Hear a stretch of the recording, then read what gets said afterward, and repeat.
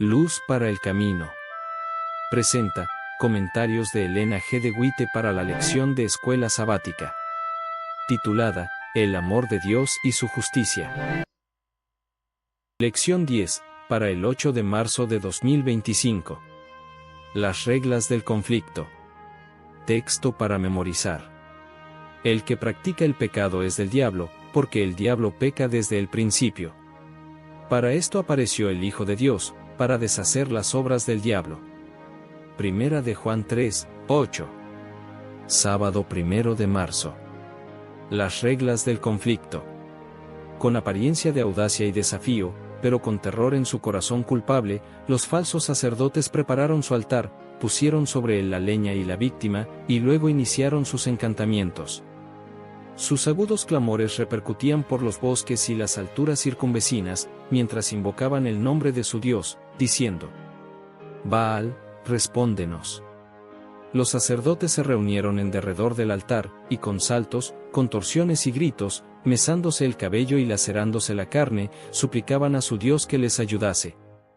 Gustosamente habría acudido Satanás en auxilio de aquellos a quienes había engañado, y que se consagraban a su servicio. Gustosamente habría mandado un relámpago para encender su sacrificio.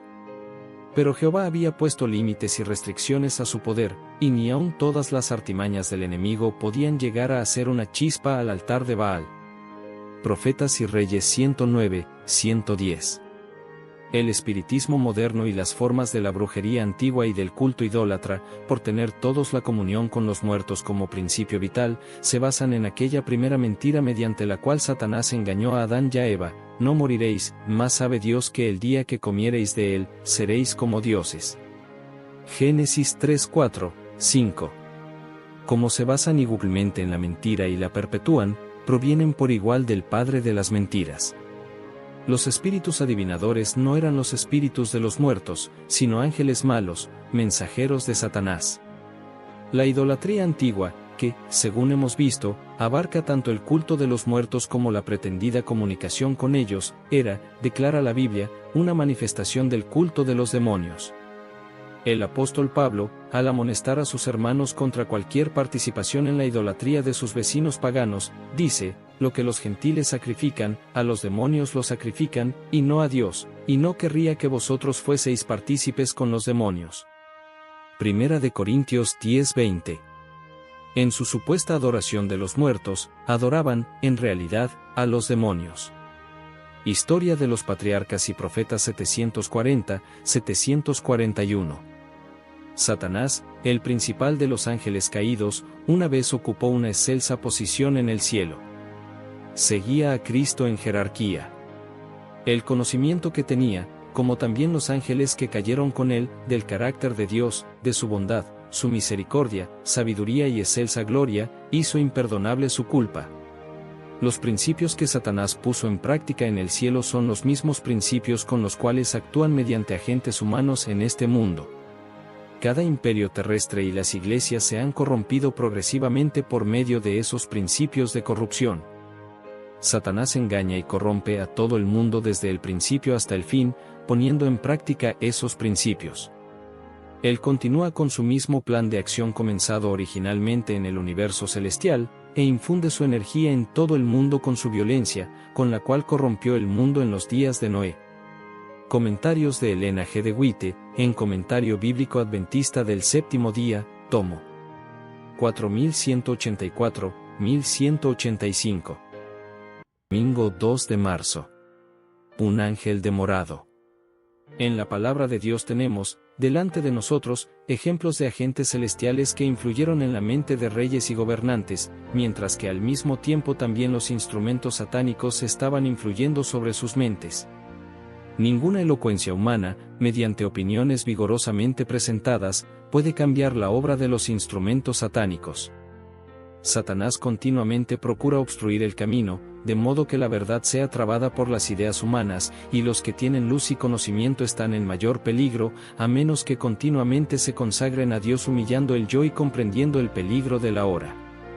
Seres celestiales están destinados para responder a las oraciones de los que están trabajando desinteresadamente para promover la causa de Dios. Los ángeles más excelsos de las cortes celestiales están designados para que tengan eficacia las oraciones que ascienden a Dios para el adelanto de la causa del Señor. Cada ángel tiene su puesto particular del deber, del cual no se le permite que se aleje para ir a otro lugar. Si se alejara, los poderes de las tinieblas obtendrían una ventaja. Exaltad a Jesús 364. Como pueblo no comprendemos como debiéramos el gran conflicto que se libra entre seres invisibles, la lucha entre ángeles leales y desleales. Los malos ángeles continuamente están en acción, preparando su plan de ataque, gobernando como caudillos, reyes y gobernantes a las desleales fuerzas humanas. No os dejéis dominar por especulaciones fantásticas. Nuestra única seguridad es la palabra escrita. Debemos orar como lo hizo Daniel para que seamos guardados por los seres celestiales. Los ángeles, como espíritus ministradores, son enviados para servir a los que serán los herederos de la salvación. Orad, mis hermanos, orad como nunca habéis orado antes. No estamos preparados para la venida del Señor. Necesitamos hacer una obra consumada para la eternidad. La oración 255-256. Fue por medio de este despliegue de poder sobrenatural, al convertir la serpiente en medio, que Satanás provocó la caída de Adán y Eva en el Edén. Antes del fin del tiempo obrarán mayores maravillas. Hasta donde se lo permita su poder, obrará verdaderos milagros. Dice la Escritura, y engaña a los moradores de la tierra a causa de las señales que se le ha permitido hacer. Lee Apocalipsis 13:14, no meramente las que aparente hacer.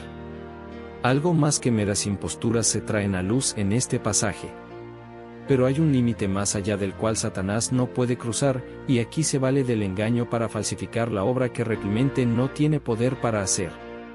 En los últimos días se manifestará de tal manera que la gente creerá que Él es el Cristo que ha venido por segunda vez al mundo. En verdad se transformará en un ángel de luz. Pero esta no engañará sino a los que, al igual que Faraón, procuran resistir la verdad. Testimonios para la Iglesia tomo 5, 653. Lunes 3 de marzo. El dragón del Apocalipsis. Delante de Juan fueron presentados bajo los símbolos de un gran dragón rojo, una bestia semejante a un leopardo y una bestia con cuernos como de cordero, los gobiernos terrenales que especialmente se dedicarían a gritar la ley de Dios y a perseguir a su pueblo. La guerra sigue adelante hasta la terminación del tiempo. El pueblo de Dios, simbolizado por una mujer pura y sus hijos, fueron presentados como una ínfima minoría. En los últimos días solo existirá un remanente. De los que lo forman, Juan habla como de aquellos que guardan los mandamientos de Dios y tienen el testimonio de Jesucristo. Satanás y la hueste de sus aliados han sido enemigos declarados de Dios en nuestro mundo y han luchado continuamente contra la causa de la verdad y la justicia. Satanás ha seguido presentando a los hombres, como lo presentara a los ángeles, su falsa imagen de Cristo y de Dios, y ha conquistado el mundo para su lado. Aún las iglesias que fingen ser cristianas se han puesto al lado del primer gran apóstata. Comentarios de Elena G. de White, en Comentario Bíblico Adventista del Séptimo Día, tomo 7, 983-984. Corremos constantemente el peligro de creer que nos bastamos a nosotros mismos, de confiar en nuestra propia sabiduría y no hacer de Dios nuestra fortaleza. Nada perturba tanto a Satanás como nuestro conocimiento de sus designios. Si sentimos nuestro peligro, sentiremos nuestra necesidad de orar, como la sintió Nehemías, y como él, obtendremos esa sólida defensa que nos dará seguridad en el peligro. Si somos negligentes e indiferentes, seremos ciertamente vencidos por los designios de Satanás. Debemos ser vigilantes.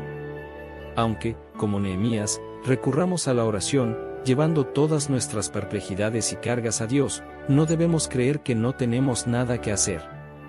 Debemos velar y orar. Debemos vigilar la obra de nuestros adversarios, no sea que ellos obtengan ventaja al engañar a las almas.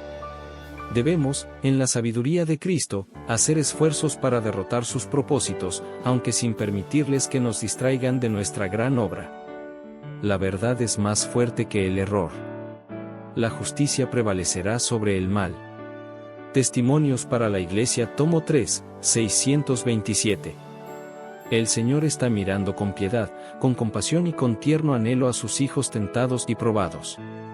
Se permitirá por un tiempo que los opresores triunfen sobre los que conocen los santos mandamientos de Dios. A todos se les da la misma oportunidad que se le concedió al primer gran rebelde para demostrar el espíritu que los mueve a la acción. Es el propósito de Dios que cada uno sea probado, para ver si será leal o desleal a las leyes que gobiernan el reino de Dios. En estos últimos Dios le permitirá a Satanás que revele su carácter como mentiroso, acusador y homicida. De esta manera el triunfo final de su pueblo resulta más evidente, más glorioso, más pleno y completo. El pueblo de Dios debe estar bien despierto, no confiando en su propia sabiduría, sino totalmente en la sabiduría de su líder. Deben apartar días para el ayuno y la oración. Mensajes selectos, tomo 3, 473, 474. Martes 4 de marzo. El caso de Job. Se creía generalmente entre los judíos que el pecado era castigado en esta vida. Se consideró que cada aflicción era castigo de alguna falta cometida por él mismo que sufría o por sus padres. Es verdad que todo sufrimiento es resultado de la transgresión de la ley de Dios, pero esta verdad había sido falseada. Satanás, el autor del pecado y de todos sus resultados, había inducido a los hombres a considerar la enfermedad y la muerte como procedentes de Dios, como un castigo arbitrariamente infligido por causa del pecado. Por lo tanto, aquel a quien le sobrevenía una gran aflicción o calamidad debía soportar la carga adicional de ser considerado un gran pecador. Dios había dado una lección para evitarlo. La historia de Job había demostrado que el sufrimiento es infligido por Satanás y que Dios lo controla con propósitos de misericordia. El deseado de todas las gentes, 471. Cada discípulo de Cristo tiene su ángel guardián respectivo. Estos centinelas celestiales protegen a los justos del poder del maligno. Así lo reconoció el mismo Satanás cuando dijo: ¿Teme Job a Dios de balde? ¿No le has tú cercado a él y a su casa, y a todo lo que tiene en derredor? Job 1, 9, 10. El medio de que Dios se vale para proteger a su pueblo está indicado en las palabras del salmista: el ángel de Jehová acampa en derredor de los que le temen, y los defiende. Salmo 34, 7. Los ángeles encargados de atender a los hijos de Dios tienen a toda hora acceso a él. Así que, aunque expuesto al poder engañoso y a la continua malicia del príncipe de las tinieblas y en conflicto con todas las fuerzas del mal, el pueblo de Dios tiene siempre asegurada la protección de los ángeles del cielo. Y esta protección no es superflua. Si Dios concedió a sus hijos su gracia y su amparo, es porque deben hacer frente a las temibles potestades del mal, potestades múltiples, audaces e incansables, cuya malignidad y poder nadie puede ignorar o despreciar impunemente. El conflicto de los siglos, 503. El enemigo no puede vencer al humilde alumno de Cristo, al que ora y anda en presencia del Señor. Cristo se interpone entre ambos como un escudo, un refugio, para desviar los ataques del malo. Se ha prometido lo siguiente: porque vendrá el enemigo como río, mas el Espíritu de Jehová levantará bandera contra él. Se le permitió a Satanás que tentara al confiado Pedro, tal como se le había permitido que tentara a Job, pero una vez terminada su obra, tuvo que retirarse. Si a Satanás se le hubiera permitido cumplir su propósito, no habría habido esperanza para Pedro. Su fe habría naufragado. Pero el enemigo no se atrevió a excederse de la jurisdicción que se le había asignado. No hay poder en todo el ejército satánico que pueda desarmar al alma que confía, con sencilla fe, en la sabiduría que desciende de Dios. Dios nos cuida, 64. Miércoles 5 de marzo. El gobernante temporal de este mundo. Cuando Cristo vino a este mundo, descubrió que Satanás tenía todo como él quería. El adversario de Dios y del hombre pensaba que era sin duda el príncipe de la tierra, pero Jesús se aferró al mundo para arrancarlo del poder de Satanás.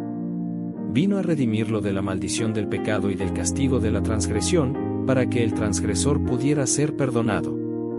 plantó la cruz entre el cielo y la tierra, entre la divinidad y la humanidad, y cuando el Padre contempló la cruz, quedó satisfecho.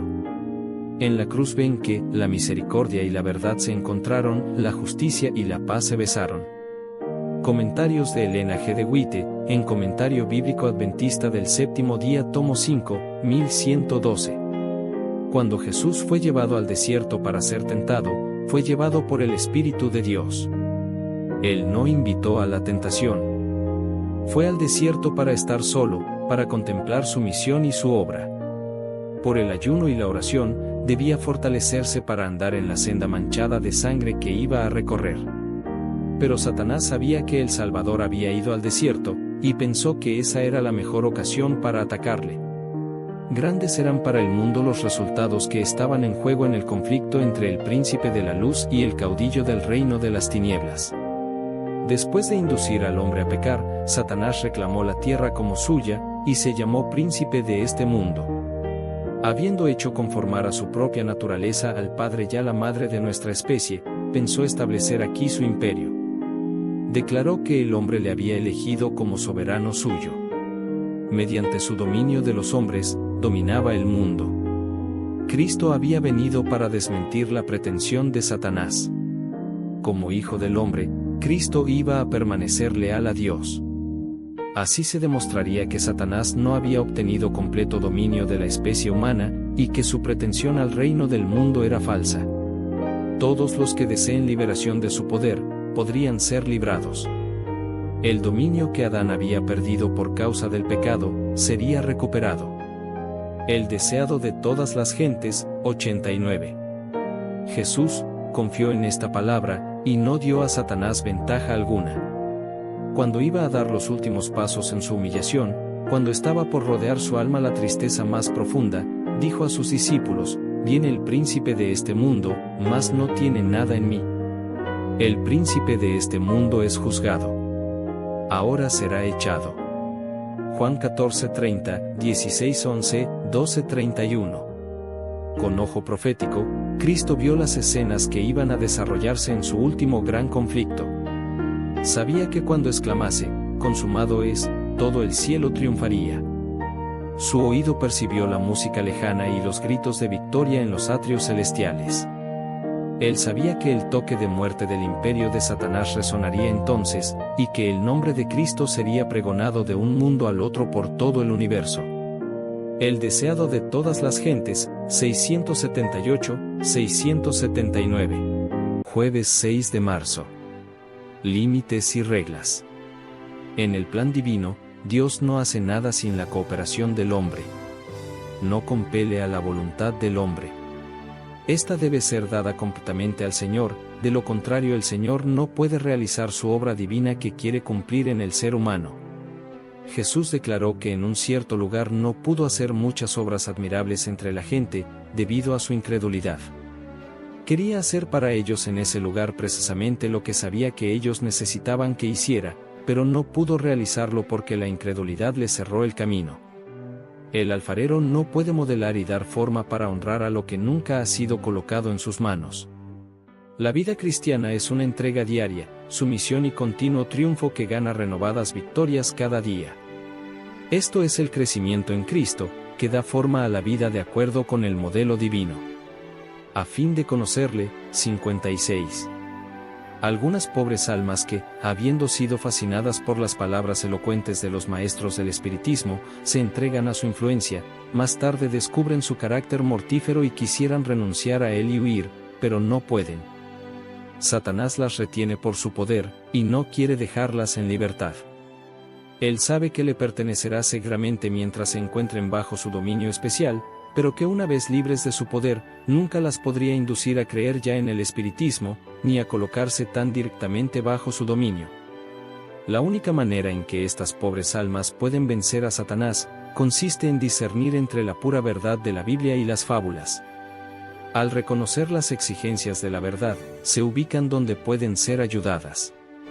Deben rogar a aquellos que han tenido experiencia religiosa, y tienen fe en las promesas de Dios, que intercedan en su favor ante el poderoso libertador. Ello representará un conflicto reñido.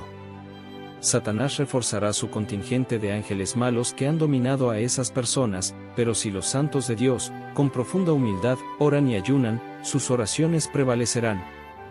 Jesús comisionará a ángeles santos para resistir a Satanás, y éste será ahuyentado y su poder sobre los afligidos, quebrantado. Testimonios para la Iglesia, tomo 1, 307, 308. Para todos hay esfuerzos, conflictos y abnegación. Nadie escapará de ellos. Debemos recorrer la senda que Jesús recorrió, puede significar lágrimas, pruebas, privaciones, a pesar del pecado, o procurar el dominio de los deseos depravados, del carácter desequilibrado y del temperamento violento. Se requiere un esfuerzo decidido para presentarnos como sacrificio vivo, santo y agradable a Dios. Comprende todo el ser. No hay lugar en la mente donde Satanás pueda dominar y realizar sus designios. El yo debe ser crucificado. Hay que realizar una consagración, una sumisión y un sacrificio tan intensos como si se quitara la sangre del corazón. ¿Os apenaría ser abofeteados, despreciados, escarnecidos y calumniados por el mundo? No deberíamos apenaros, porque Jesús nos dijo lo que ocurriría. Si el mundo os aborrece, sabía que a mí me ha aborrecido antes que a vosotros. Juan 15:18. El Pablo apóstol, el gran héroe de la fe, testifica, porque considero que los sufrimientos del tiempo presente no son dignos de ser comparados con la gloria que será revelada en nosotros. Pues tengo por cierto que las aflicciones del tiempo presente no son comparables con la gloria venidera que en nosotros ha de manifestarse.